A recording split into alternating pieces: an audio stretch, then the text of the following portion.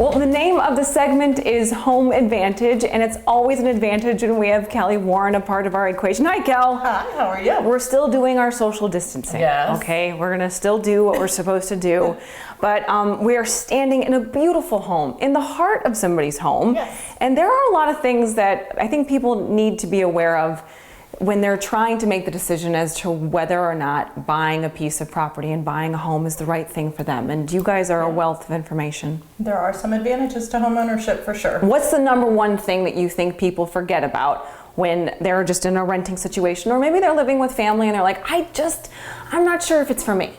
I think the biggest thing is the freedom of the home ownership.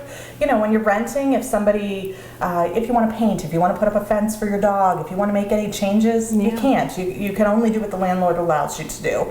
So when you own a home, it's your piece of paradise. You get to do whatever you want to it. Right. If you don't like the kitchen countertops, if you don't like the paint color, if the cabinets, you're not in love with them. If you want to add on another room, whatever you want to do, you change the space. So for people that are going through the financial end of it, sometimes, I have to admit, like, you look at rent versus a mortgage. Did you know nationally, across the country in every market, homeowners have higher net worths than renters?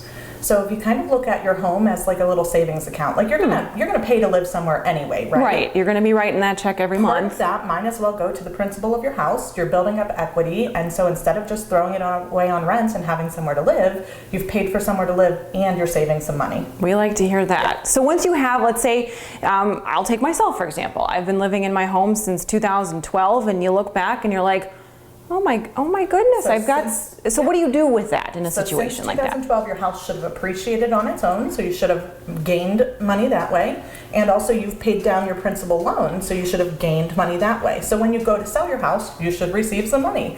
Or if you get in a bind and you're in a situation where you need cash, you can always refinance your house and cash out. So it is a nice little savings plan. Wow. One more big benefit, taxes. We all gotta pay them, nobody likes them, right? Did you have to bring up the T word today?